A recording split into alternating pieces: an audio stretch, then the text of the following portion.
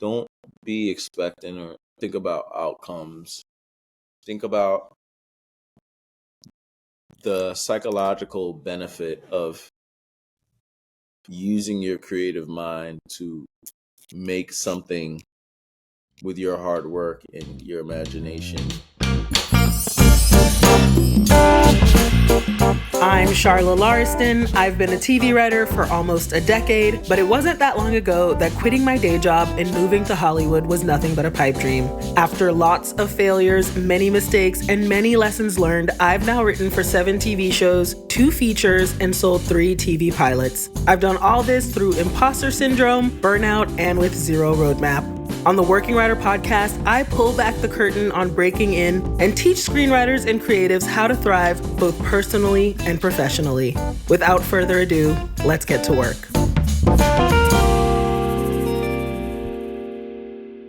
What's up? Welcome to another episode of the Working Writer Podcast. Thank you so much for joining me once again. I appreciate you for being here. Thank you so much. Oh, thank you. I'm losing it today. All right. Welcome to another episode of the Working Writer Podcast. Thank you so much for joining me once again. I appreciate you being here. My guest today is Jordan Temple. Jordan is kind of a superstar. He's worked on The Marvelous Mrs. Maisel, Atlanta, and he currently staffs on Abbott Elementary. This episode is jam-packed with a lot of really great gems. And more than anything, we really get to know Jordan in this episode. And that was the funnest thing, at least for me, about it. I hope you get a lot out of it, and I hope you enjoy it. Without any further ado, here's my episode with Jordan Temple. Jordan Temple. Pew, pew, pew, pew. Welcome to the podcast. What up? Thanks for having me. What up? I'm so excited to have you, Jordan. You're one of my absolute faves. I don't know if you know that. Wow. Just as a homie. I appreciate that. You're welcome. It's 100% true. So I want to start by asking you, so that we can get to know you a little bit, where you're from, how you grew up, and how you made your way into writing. I'm from Queens, New York. I was raised by some fucking hoodlums in the alley. In the alley, man. My mother is a gun. My father's a crack pipe. I was raised in the projects. Fuck, man. I don't know how I made it out. I don't know. Oh, wow. You know, I found myself in Hollywood not too long after that. You know, my mom has always been like a kind of a artsy person, multi-instrumentalist, like the most talented person I know, composed stuff. She worked for Hunter College for a number of years as administrative assistant, single mom, and then my brother. He's a very talented person also in his own right. And my mom always had like a bookshelf in the crib right when you open up, and always pushed us to get out, see things outside of the hood, and didn't have like a stereotypical upbringing in the sense of that. I mean, a lot of people stereotype the projects, but people live there. There's all kinds of people that live there. Some of the most talented people on the planet come out of New York City Housing Authority, famous or not. It's what I think was a nurturing environment for creativity. My mother was that, and my father, he did what he did. He knows what he did. Did you always have this did you always like venerate the projects like this because of the way that it's portrayed, or was it something that you came to see after leaving? I always kind of felt like that because I knew what my experience was and the people that lived there. I mean, I definitely had harrowing, dangerous times there. Things I wouldn't wish on my own worst enemy. But it's all character building. Everything is character building. Right. So yeah, much different upbringing than a typical TV writer, because this is never my dream to work in Hollywood. I never made this a goal, or was super nerdy about TV or film or anything like that. That wasn't what I was into. I had What were you into then? interest in other jobs. I thought I was gonna work in front office of a baseball team. Get I out. was working in the production department at Shea Stadium, where the Mets used to play, in the 2010s, early or pre 2010, and I was an intern in my early 20s, and my principal's son was one of the head producers over there, and so I learned to edit, skills I do not have today, but I learned a lot, and I'm a big baseball fan, and nerd, even bigger back then. So I kept like a baseball encyclopedia and kept like track of games with a scorecard, which is like a shorthand for scoring games. And I watched a lot of baseball, followed baseball. I wanted to be a firefighter at some point. I got up to like 205. For reference, I'm 185 now. So I, when they were like, oh, leaving black people off of, like firefighter teams or whatever, and like how we conducted these tests is actually racist, because we left them out, and they aren't able to get legacy points that's fast, so they reissued the test, and a lot more black people took the firefighter exam, and I ended up scoring really high, but there was such a high yield of high scores that it wasn't competitive. I was like, damn, I put on all this muscle weight for nothing. It was for the hose, but you know what I mean? Like, it didn't end up meaning anything. Right. I can't believe that you becoming a firefighter was harder than becoming a TV writer, essentially, for you. Yeah, no, definitely. That's interesting. Yeah, I wanted to be a firefighter. I was also like working in the Bronx. At the same time I was going to school. I stopped out of school and did for community college. I did this program called like AmeriCorps program called Green City Force, where it was like a green job, and we'll do 1 week on doing a program and doing physical manual labor, and then another week on doing like weatherization. So people need like their homes stuff with insulation and stuff. I learned how to like spray that into the cavity of a home, and then to test the BMI, or not BMI, that's body mass index. Whatever the building code, whatever shit, to see like something is insulated or whatever, lead programs and all that shit. And then like I had like a job out of that, and then I was going to school, and then I started improv. And then I started stand up. Where? I started stand up. Where'd you do improv? Oh, UCB for like a year and a half. Oh, okay. I like paid for 101 because I had like a pretty decent job at the time. Mm-hmm. And then I wrote a essay scholarship for diversity, because they're like, we need more of this. I was like, what's this? Right. They were like, you. And then Yeah. I was like, all right. I was like, cool. Why do you give me that money? I'll do Crazy Eights with you. And then I love it. Yeah, I did that for a while, and I started stand up. And yeah, like it moved pretty quickly for me, even like I was living at home in the projects with my mom. It never felt like it could move faster. But Right. about 3 years in, I moved out, and then like I got my first writing job like 4 years into starting stand up. like That's super fast, Jordan. like 2017, and I've been Yeah. TV writer ever since for like a good 6 years. I haven't had Yeah. a break from a TV writing job longer than 3 months for like the past 6 years. I also That's like amazing. I wrote a play that was on a whim called Hidden Fences, where Mm-hmm. that viral mistake where they conflated two black movies at the Oscars and stuff and Golden Globes. They Right.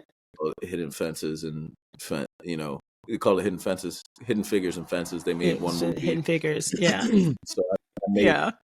I made that an actual play where it was a Right. mashup, ostensibly, where Troy from Fences, he wants to be the first black man to hit a baseball into space, and the Hidden Figures do the math to help get there. And I cast it myself, I wrote it myself, and then I played the Troy Denzel Washington part, and I also had like my buddy Langston Kerman do like his Black History facts things, and he was like the master of ceremonies, and Nori and Janelle opened almost every show and had stand-ups on, and like it really it was its Yeah. own little moment. Like I got a lot of write-ups and stuff and packed out Yeah. I remember. yeah, it was a nice little moment. Also followed that up and did like my own thing, another mashup called The Color Urkel, which was fucking ridiculous. That was like my us, if we're using Jordan Peele. That was like Hidden Fences was Get Out, and Color Urkel Right. was us. Um, but yeah, Was that's Hidden Fences what got you your first writing job? it. Definitely helped actually.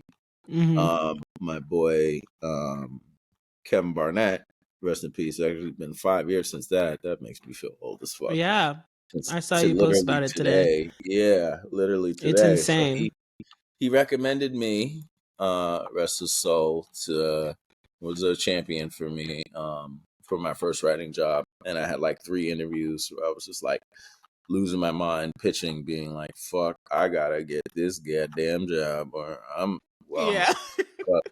Like, and then I literally had to move in a fucking day, and Yeah. it was a real crazy day for my mom. Like I got that job the same day my niece was born, 2 months premature. Huh. Um, and she's 6 now. And I think about my writing career, and I mean, I guess that's not the start of my career, but in a lot of ways, yeah, it is. And I look at this little girl, sweet, precocious, smart, like, and I think about it. I think of her in terms of her, but it also reminds me of just like my burgeoning career of like how I've kind of just started a little bit, like literally Yeah. her starting out in her life, how, you know, tumultuous that was. And also reminds me like, damn, like she's the embodiment of that a little bit, or just a reminder to me being like, yeah, I'm just starting out in this shit. You know what I mean? That's really beautiful. Does it feel like you're not uh does it feel like you forget that sometimes or something, that like you're just starting out? Um, nah, yeah, definitely do. I'm still like youngish, and I I think it's just the New York City of it all. Like if I'd been born somewhere else instead of New York, maybe I'd feel um a little less tired, like in my soul. Yeah. Like I see so many people move there with already some heat, and like maybe they're like older, they have connections, or maybe they just move with a group, and I'm just like, yeah, I don't have that. You know what I mean? I just fucking I live here. Fuck. You know what I mean? So Yeah. yeah. Um what was that first writing job? Some Showtime show that I don't want to talk about. Okay. You don't Yeah. even say it? No Uh, way. nah, I'm good. All right. And I love you won't even give him the benefit of it a exists. shout out. Nah, no shout outs. Wow. No Damn. handouts over here. It was all right. Damn. It was whatever. It was an experience. That's always Yeah. the learned political way to say something low key sucked. It It was a sucked. learning Yeah. I get experience. that. It was Yeah. a learning experience. No, but it was though. It was a learning experience. Yeah. But yeah. Yeah. I mean, those first jobs, I don't know if it's because I also did not come from a background where I thought I was going to be a TV writer.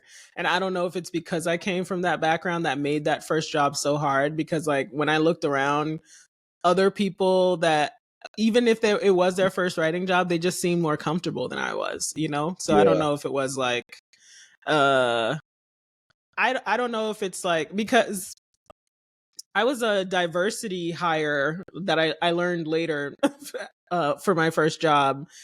And they definitely made me feel that way. And I don't know if that's something that I definitely think that affected the experience on the job. What was your first But job? I also won't. Hilarious. I also will not. But but it definitely just felt like they don't really set it up for people who don't know the world, I think. And I think it's really, as much as possible, if you can get some information before, just to manage your expectations about what to expect. I think even that I didn't know or understand. So I think that really made the first job really hard. But you've been in some of the most successful writers' rooms in Hollywood, Jordan. Like, not for nothing, despite the fact that the first one wasn't amazing. You've been in Marvelous Mrs. Maisel. You've been in rooms that have won awards. You've been in Atlanta. Now you're in Abbott, which just won some Emmys. So have you noticed anything consistent about the way that these super successful writers' rooms are run? I mean, they know who they are. I mean, immediately, well, in the sense of Maisel in Atlanta, so vastly different. But I worked in the seasons 3 and 4 of them, as opposed to Abbott. Mm-hmm. I'm on season 3 now, and I've been there since season 1.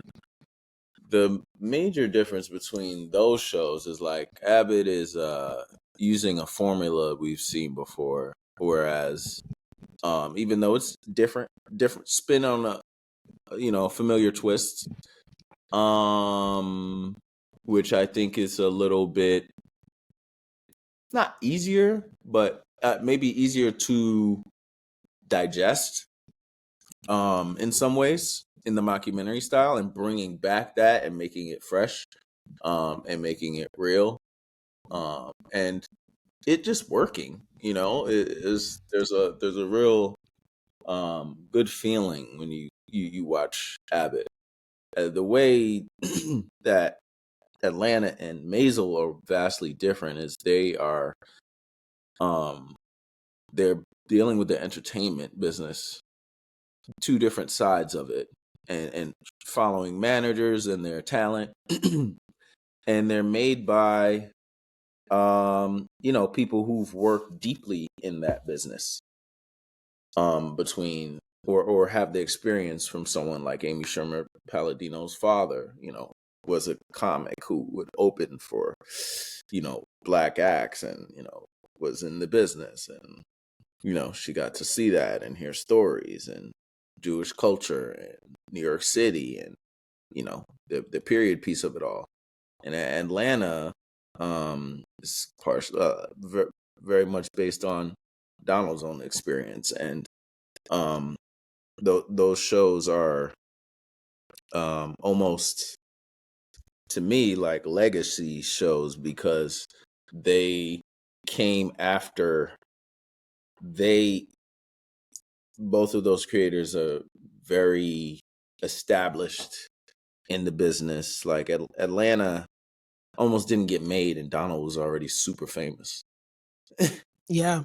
and That's crazy. and then Maisel was the show that Amy Sherman did when she had already had Gilmore Girls.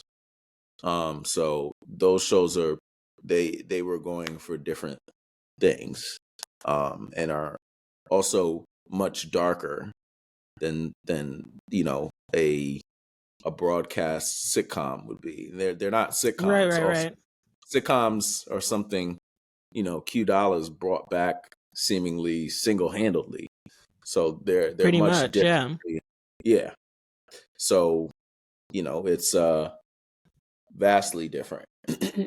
Vastly different. They couldn't be more different from each other. Uh, to have written Are the for those, writers' rooms vastly different? definitely where people are coming Mhm. from is vastly different. Like Maisel writers, there were a couple of playwrights and older people with families, people who had things going like in production, like Daniel Goldfarb, one of the writers on Maisel, also wrote that show, created that show, Julia. Um, about the TV cook lady, and Julia Childs, yeah. Julia Childs, yeah, and so and then Atlanta, and there were some comics in there too. Shout out Noah and Allison were in there as well, and then Atlanta were people that also weren't like traditional TV writers, as well. Uh, came from different areas, and kind of Atlanta was their first job. And Abbott has some of No way. those same people where like Abbott is one of their first jobs, and but I think they've always been trending towards and wanted to be TV writers. So it's a mixed bag. It's interesting how everybody kind of gets there, because I feel like I have similarities with all three of those kind of people who are in these rooms. They're all talented and smart in their own right. Just very much, everyone has their different path. Absolutely. Yeah. I'm dying to ask you about your Atlanta episode. Uh-huh. We're gonna take a quick break, and when we come back, we'll jump into that. And we're back. So I can't even remember the name of this episode, but I Trini think to it the was like bone. Trini to the bone. That season of Atlanta was very wild anyway, so it was like things were happening that were not linear. We're not linear. Like, you didn't see a lot of the same characters in that season and things like that. But at the same time, like, when I saw that it was written by you, I don't even know if I knew you were writing on the show at that point, but I was like, that had a lot of Jordan DNA all over it. Mm-hmm. Is that accurate? Like, how did that episode come to be and to have so much Jordan DNA? Um. Well, it was a story I believe was taken from one of the EPs, Paul Sims, and so Paul is like a OG. He also, one of the EPs of What We Do in the Shadows, and helped get Atlanta made to begin with. Like, I've talked to him briefly, but he's really cool, and I guess this is just a story he had that Donald remembered, and Donald said it in New York, and I'm from New York, and so I was really excited to get on this, and like I asked, I mean, in addition to having like a Trini person who was like there for the references and looked at the script once there was a writer's draft. I before that spoke to a friend of mine's uncle who's Trini, and I asked him certain things about the doubles, and what's his favorite song. I think that's how we got to Trini to the Bone. and it was very much in line with the thesis at the top of the show in the boat, where we were basically talking about how white people are cursed by their own racism. And so, I definitely had my own touches in that episode that I wanted to make it feel like me is a good amount of absurd kind of absurdism, which I like, and also like some subtlety. There's also obviously from the uh episode you can tell, like, because Donald also directed it, that it moves very slow. It's like not in a rush. That has a lot of restraint. It's one of the things that Stephen Glover, Donald's brother, who's one of the EPs, said. He's like, a lot of people think like, oh yeah, make a show about it like Atlanta. Like they don't know what Atlanta is about. It's like one of the things that Atlanta tries to do, and really is about restraint. Like we could be doing a million things, but it's really about what you don't do, which speaks more to what the show is, because the more what you don't do makes people pay attention. And you don't just do it because people on the internet are trying to sway you, or you want to make a big splash. You pick your spots. So I think that's what that episode especially did. And it was fun to write and to watch. I waited a long ass time for that shit to come out, and when I finally got a cut, I watched that shit a million times. So Damn. That's very cool. What you said about Atlanta, it's more about what you don't do. That's really brilliant. One. And it makes me really curious about, like, you said you worked on season 3 and 4, and that at the top of the season for Train You to the Bone, the thesis was that white people are cursed by their own racism. Like, how does that start? Like, how does the Atlanta Writers Room start? I mean, how does it work specifically? how does it work? I don't know. Is it that you guys come up with the thesis for the season together, or is it Trump something that came in with that. He came in with that, and he wrote on the board, "Do what others can't," and right. then he said, "This season is about white people."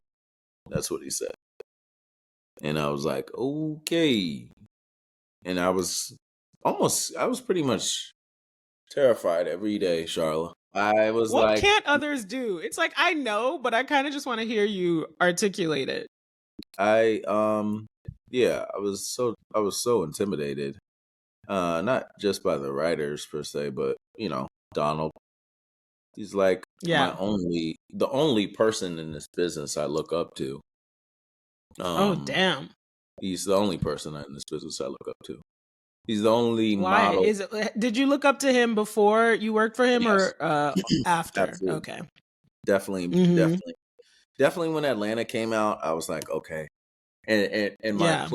my play was really popping at around the time season 2 came out, and I Mm-hmm. was like, man, this feels like in the zeitgeist similar to that, and I felt, Yeah. I don't know, I just always look up to the man. I think Donald is truly an artist, and I consider myself an artist, and you know I I think it's all I like the way he thinks. I like that he challenges himself. I like that he even says the wrong thing.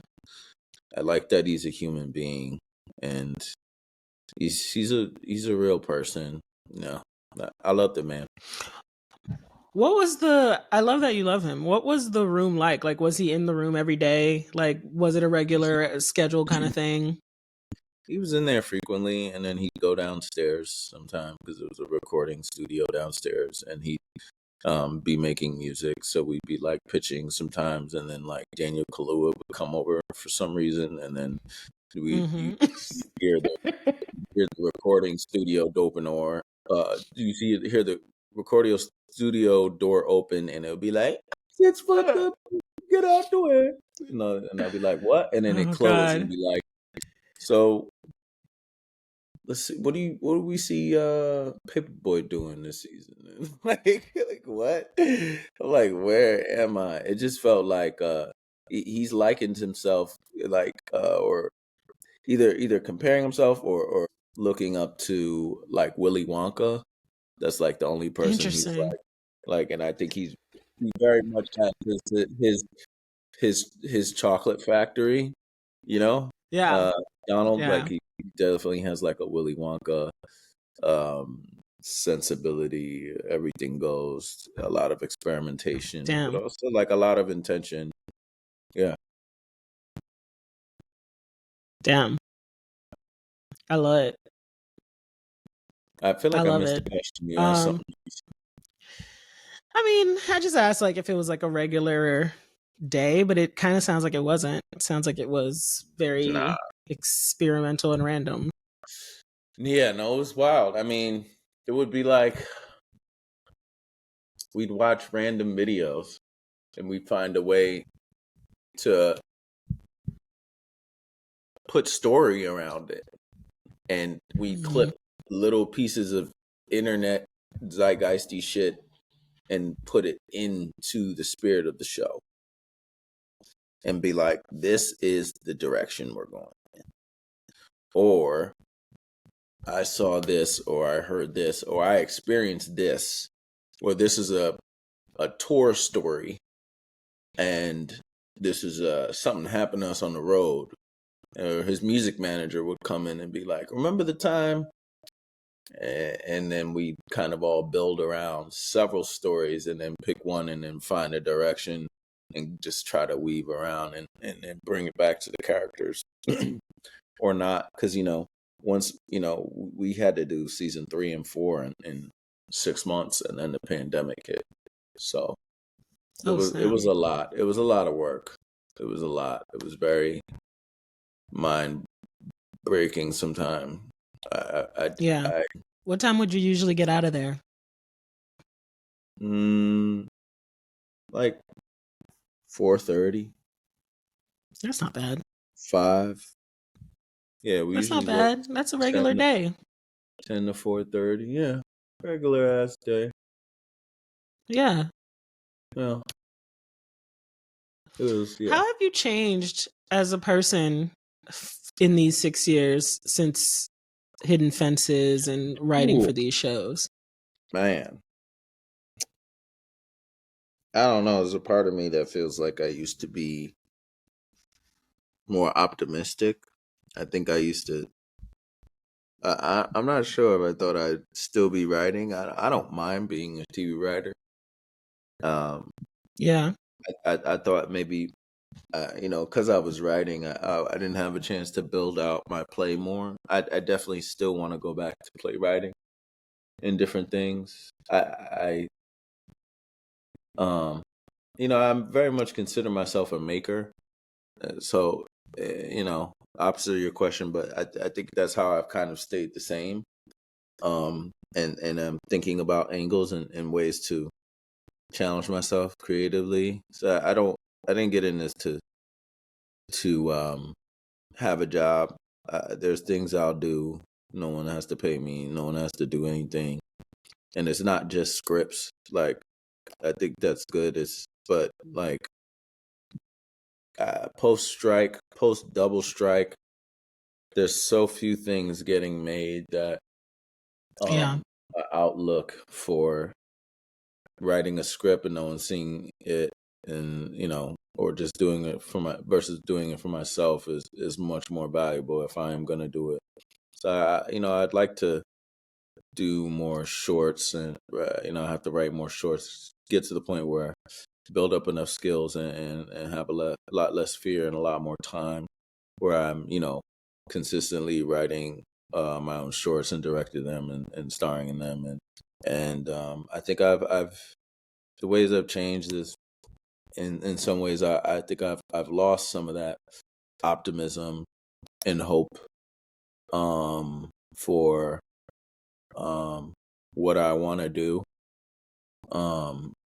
even while I'm doing it. So maybe I can be a little self-sabotaging in that way.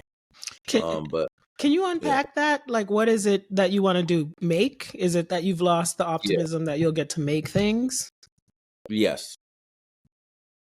because of Um, like the development world and how they're not buying anything or making anything? y- yeah, and getting out of the traditional realm of selling something, um, Yeah.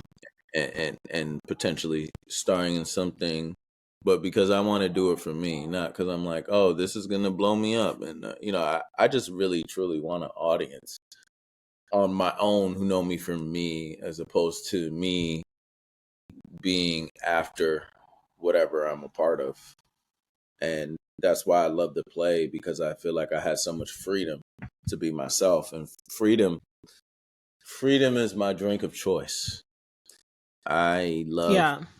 being creative, and it feels blanket, but I think I've done enough to earn it, and I truly believe my weirdness is my superpower, because I don't have to fucking compete with anybody. I don't want to compete with you Yeah. niggas. I don't want to compete with Right. people. Like, art is not supposed to be competitive. And I feel like I've gotten in this business and more people are competitive, and I get it to a certain degree, but it truly is just, I'll just say it's not for me. Like, cool, do you, but it makes me sad. And I see what it can potentially do to people's creative spirits. And I've gotten in the mix of it, and it's definitely tamped down my creative spirit. And I think that when I remember myself, it helps me, because you can't compete with weird. You know, weird is Right. just try to be like other things. It can't be typified. It can't be anything but itself. And I think my shit is novel and varied. The things I've done are so vastly different from each other that I know when I have ideas and something really resonates with people, that'll catch on. And I've yet to really truly do that again. But I have a couple of things I'm truly excited about that are around the same theme, but are so vastly different that Yeah. I hope that people connect with it. I can start to find my audience, so I can start plugging in and doing some of my own things. You've said several things that I think are really hitting the nail. First of all, you talked about how you don't compete, which I think is really smart. I think you're completely right that who you are and what you do is your gold. Like that is it's everything. And it's something that nobody can take away from you. But you also talked about fear. And I'm wondering, what is it that you're afraid of when it comes to creating? What am I afraid of when it comes to creating? I don't know. Well, I guess that it just won't, I guess, resonate with people. But Mm, I think it's more yeah. important for me to express myself. I think it's less what I'm afraid of creating, and more like what I'm afraid of even starting. Right. Yeah. Um, and remembering the process, because I've there are truly things that I do that I've done creatively, even like last year during the double strike, that I developed on, and or I actually did, where I'm just like, I remember the time when I started, and I'm like, wow, I really did that. Like, I did this I did this short doc about my vasectomy that I got last summer, Yeah. called Father Hmm. of None. And it's really crazy. It's weird, and it's under 10 minutes, and it's really good, and I had a blast doing it. And Where is it? Where can people watch it? it'll probably be up in the spring, maybe summer. I want to try and truly have like a rollout for it. I have a friend who says he's gonna try to see if he can't get me on Club Shay Shay. Um, that would be a dream opportunity. Only because, like, I feel like having me on there and me talking about vasectomies and having this documentary, something I'm talking about and plugging, is such good counter programming for like a hyper masculine show like that. Interesting. Like it feels like it doesn't make sense or fit, but it actually, that's what makes it make the most sense. Is And your vasectomy something that you did like with a feminist lens to it, or no, because I not don't at all. necessarily think of vasectomies as like I did it for men. anti-masculine. Okay. No, it's not anti-masculine. It's just counter Yeah. programming Mm. to me. It's not the narrative of something typically young Black men who've never had children and aren't married don't like typically talk about. And That's especially true. not in the way that I'm going to talk about it. And it's really different. It's really something. And All right. yeah. Hmm? The actual, can you talk about it at all? Like the actual, I The guess, actual lens doc. that you come at vasectomy? Yeah. Or the Well, actual doc? Yeah. it basically it starts off with me at the doctor's office asking questions. Starts off with a piece of the surgery. You see it just a little bit, and then it's off to basically, I mean, it was a 5 to 10 minute surgery. I'm hanging out with my boy, the very funny Rob Hayes. We go get food, and then I go talk to some more friends about vasectomy, and they're asking me questions and stuff.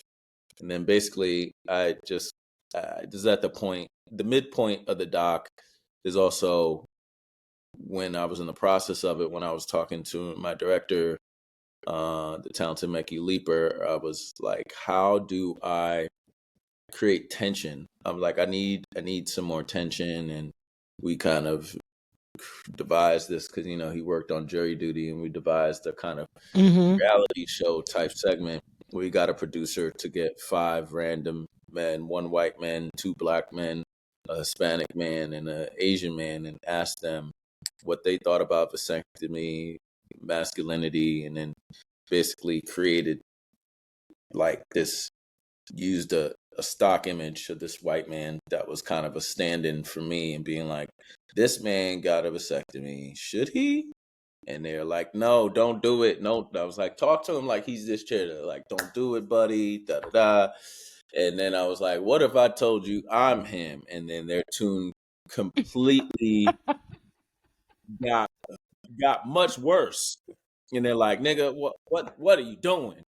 That was terrible. What the fuck? My God. And Jordan, then what made you decide to document this? I hate children. No, But you I don't need don't. to tell people about that. I'm kidding. I'm kidding. No, I don't. Jordan love a kid. No, that's not true. I just thought it would be good for posterity for myself, and also because there's so much misinformation about it, and misinformation I even had before I even did it.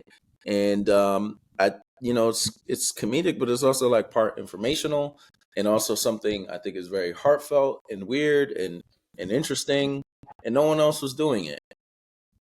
And I'm Yeah. like, I'm the only person who can do this like this, and I have the resources, and let me do it.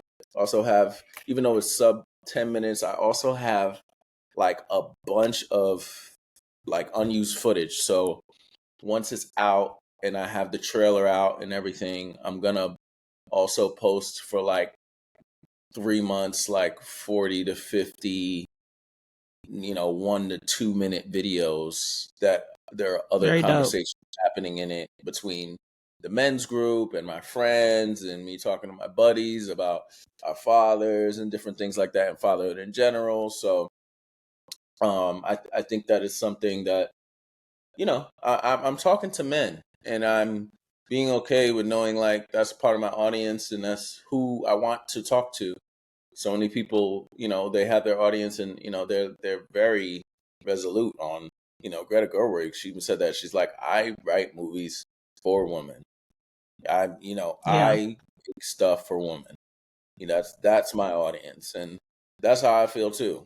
I'm like, this is counter programming, and part of the brand I want to engender is like I have counter programming for weirdos and everyone alike, but I'm in this especially I am talking to men, and that's okay, and especially black men, and that's okay, and black men of a certain age, and black men of a certain age who uh maybe don't like the shit that they're seeing, don't like the programming, and you know what I Interesting. mean, that they're, you know, being told that they should like, that they're not a monolith, you know what I mean, and want to be challenged, but they also want to laugh, and they want to have some thing to think about. I think it's totally okay to have a very specific audience that you're talking to. Whenever I'm making something, I'm always the audience. The audience is me. And I just trust that if I'm talking to myself, if this is something that's appealing to me, because I don't feel like I really know how to make things for other people. If that, like, even this podcast is essentially something that I wanted to see, so I made it. But Yeah, you were talking earlier uh about, being in a writer's room and how that kind of takes away from being able to create your own work, which is totally true, and something that a lot of writers struggle with is, continuing to express themselves once they're basically expressing for a living. You know what I mean? What was I gonna say? express for a Um, little, like, how does it take away from me being able to express myself? I literally forgot like what I was gonna say, but yeah, how does it? Like, in the Or sense that here's what I was gonna how ask: you like, are feel. you? I remember. How are you? Like, are you trying to like you did this doc now? Like, are you trying? Because what I had to do basically was like decide that every year I'm gonna make something of my own. Right. Which is what I had to figure out was something that was missing. Was like this self expression was missing. So have you Right. come up? Is this something that you're going to? Because you talk about having a brand now that and wanting to build an audience. Is this something that you've committed to now to like make your own thing consistently? Uh, yeah, and to keep developing the thing that I have, like, um this, Father of None is one of them. I want to, hopefully, when I really get some, like, a bit of a podcast push, if I put it out, or there's some bigger podcasts I can do, and starting with this is like, because I almost never do podcasts, so this is like a good You shouldn't. You muscle shouldn't. to build. No, no, I should. No, this is Just I kidding. should do things I don't want to do. That's what I'm actually trying to train myself more to do. I think it's good for me. Um, and so, yeah, I'm doing that. I have a Sweet Lorraine, which is my grandma's show, which is much more developed than it's ever been. I did it at New York Comedy Festival. We're like 100 plus, and it feels so lived in and real, and it's so cathartic and experimental and weird and heartfelt, and all the things that I think I embody as a person, as an artist, as just a human being. And so I think that they're almost in the conversation with each other. So one is about family and the love of my grandmother and her life and her legacy and my place in it, and how basically how when you're watching me, you're also experiencing her.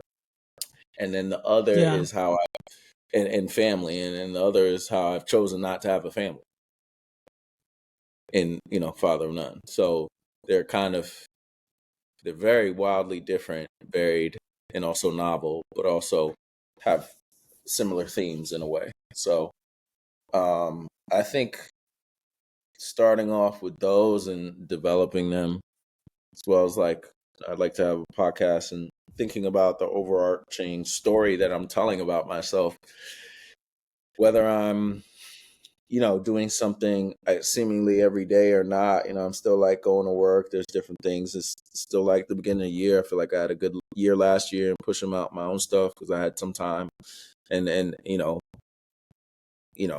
thinking in different ways how I can grow the audience, and growing father of none, and then having a way, hopefully if it gets some traction to redirect people to the live show, can be like, look, this is different than that, but you can still see more of me. I'm setting people up to experience me as someone who they can be a fan of, who they'll know, and I am kind of training them that, it'll be experimental, it'll be weird, it'll be different, but you get to be a part of the experience, so that's Is kind of this what going to I'm be on YouTube? This Father of None?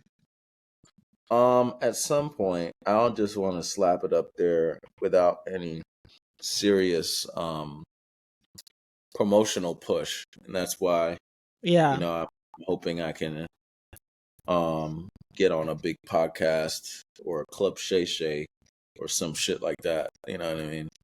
That would be huge. Yeah.